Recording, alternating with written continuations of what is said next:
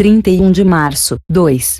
De como o mensalão, os aloprados e o assalto à Petrobras nasceram com Marighella, Lamarca e afins. Getúlio, o ditador fascistoide amado pelas esquerdas. Na minha coluna de sexta, na Folha, escrevi um texto sobre 1964, que reproduzirei abaixo, na íntegra. O que nunca faço aqui. Impressiona-me a incapacidade de alguns grupos de ler o que está escrito, preferindo o que não está. O texto tem, sim, uma tese. Sustento que toda essa discurseira sobre o golpe militar de 1964 busca se apropriar do passado para garantir posições e conquistas do presente. E me ocorreu, então, indagar se o país fez o mesmo com o Estado Novo, por exemplo, a ditadura de Getúlio Vargas, que foi mais brutal, discricionária e assassina do que a militar. Não faço uma comparação de ditaduras para escolher a melhor. É preciso ser burro ou canalha para fazer essa leitura. Tampouco sugiro que a ditadura militar foi bolino, tranquila, nada disso. Lembre a outra coisa. Em 1987, em vez de ficar reciclando os ódios de 1937, o Brasil estava fazendo a sua Constituinte. Ora, em 1995, em vez de cuidar dos 50 anos do fim do Estado Novo, estávamos empenhados em garantir o futuro do Plano Real. E deixei claro, estou preocupado com o país daqui a 50 anos, com 2064, não com 1964. Segue o texto na íntegra. 1964 já era. Viva 2064! 1964 já era. Tenho saudade de 2064. Os historiadores podem e devem se interessar pelos eventos de há 50 anos, mas só oportunistas querem encroar a história, vivendo-a como revanche. Enfara-me a arqueologia vigarista. Trata-se de uma farsa política, intelectual e jurídica, que busca arrancar do mundo dos mortos vantagens objetivas no mundo dos vivos. A semente do mensalão está nos delírios do Araguaia. O dossiê dos aloprados foi forjado pela turma que roubou o cofre da Dimar. Os assaltos à Petrobras foram planejados pelas homicidas VAR Palmares, de Dilma, e a ALN, de Marighella. A privatização do passado garante, em suma, lugares de poder no presente e no futuro. Os farsantes apelam à mitologia para reivindicar o exclusivismo moral que justifica seus crimes de hoje. Ladrões se ancoram na gesta da libertação dos oprimidos. Uma solene banana para eles, com seus punhos cerrados e seus bolsos cheios.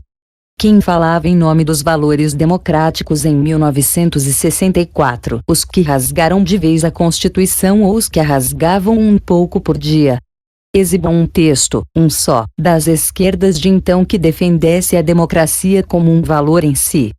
Uma musiquinha do CPC da Uni para ilustrar a democracia. Que bela fantasia! Cadê a democracia se a barriga está vazia? Para bom entendedor, uma oração subordinada basta.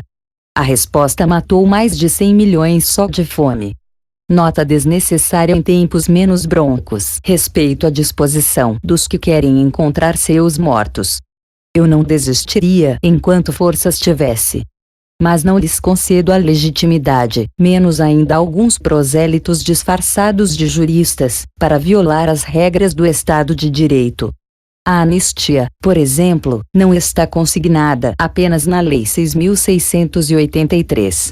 O perdão, não o esquecimento, é também o pressuposto da Emenda Constitucional N26, de 1985, que convocou a Assembleia Nacional Constituinte. Vamos declarar sem efeito o texto que nos deu a nova Constituição.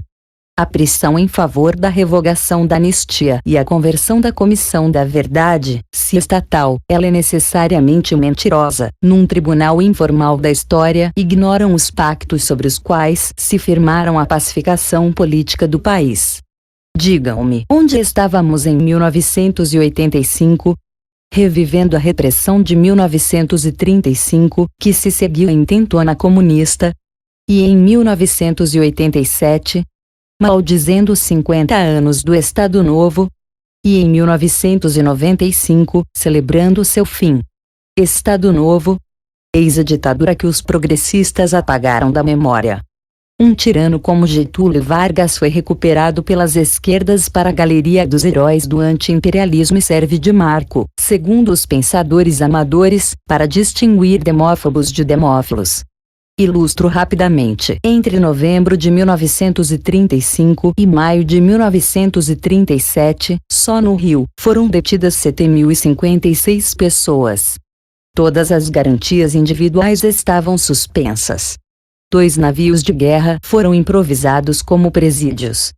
Em 1936, criou-se o Tribunal de Segurança Nacional, que condenou mais de 4.000 pessoas, Monteiro Lobato entre elas. Mais de 10.000 foram processadas. A Constituição de 1937 previa a pena de morte para quem tentasse subverter por meios violentos a ordem política e social.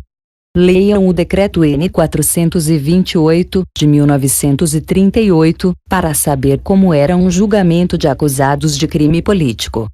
Kim Jong-un ficaria corado. A tortura se generalizou.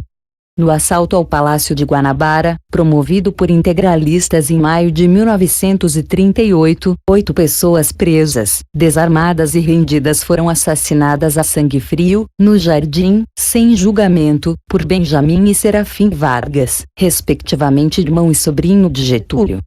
No dia 9 de novembro de 1943, a Polícia Especial enfrentou a tiros uma passeata de estudantes da Faculdade de Direito do Largo São Francisco, com 2 vítimas fatais. Tudo indica que os mortos e desaparecidos do Estado Novo, sem guerrilha nem ataques terroristas, superaram em muitos do regime militar. Nunca se fez essa contabilidade.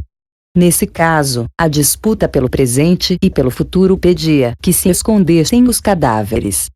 Getúlio virou um divisor de águas ideológicas na história inventada pelos comunistas, oportunistas e palermas, e é o pai intelectual de João Goulart, o golpista incompetente, deposto em 1964. Antes como agora, eles sabem como transformar em heróis seus assassinos.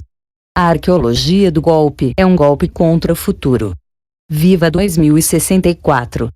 Por Reinaldo Azevedo.